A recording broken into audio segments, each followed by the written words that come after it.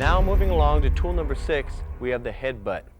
The headbutt is not like you see in the movies. You're not butting head to head like two elephant seals. The headbutt is the top of your head to your opponent's face. And at this point, I want to just reiterate one more time why Bruce stressed these particular tools, why he stressed this particular range. Could you imagine punching a 6'5" large man in the face and getting some kind of reaction? It just doesn't work, especially if he's bent on your destruction. But if you slam the top of your head into his face, then your knee into his groin, that sort of makes size and strength moot. And this is what we're trying to do. So again, with the headbutt, it's the top of your head to the opponent's face. When you practice, you can't practice like this because you're looking at what you're doing. So it can't be the top of your head. So you have to put your chin down to your chest and use your legs to headbutt with. It's almost like you're a bull and you're bucking at the opponent's face.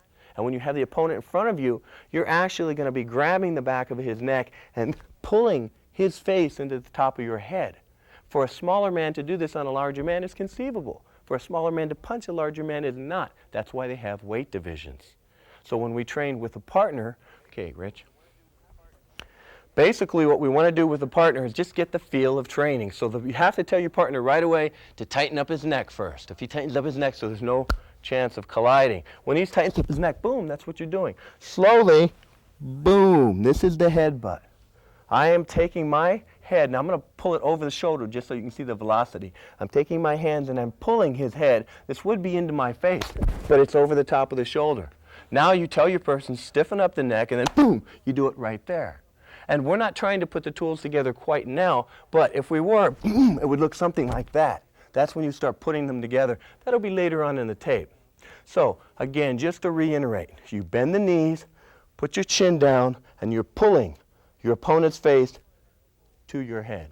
Hey, Jimbo here. I've got an awesome free YouTube giveaway for the first 200 guys. It's the world's fastest drawing pocket knife, quicker than any switchblade. We call it the Striker. And with your permission, I will now rush you this amazing knife for free. Just pay shipping and handling, and it's on its way to your front door. But get to the link in the description now if you want one.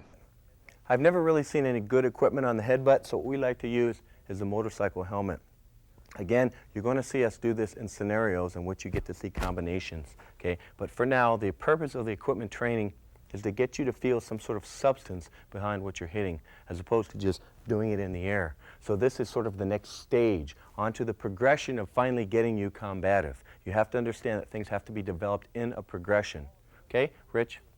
So all I'm really going to have Rich do in this particular take is just have him stand in front of me, and I'm going to get a feel for the headbutt. All I'm going to do is just kind of get that feel, change it from different angles, and see the feel that I have. If it's a knee here, or boom, and then I combine it with the headbutt. So I just want you to know and feel what part of the head you're hitting with. It looks a little dangerous in the beginning. You might say, well, geez, doesn't that hurt your head? But it doesn't hurt your head as much as what it does to his face, and that's what we're looking at, is that ratio. So let's give it a try. Final chance at getting a free Striker knife. It's a $70 knife. It's one of the fastest drawing pocket knives in the world, and it's yours for free. Just pay shipping to get this to your front door, and I'll rush one out to you right away.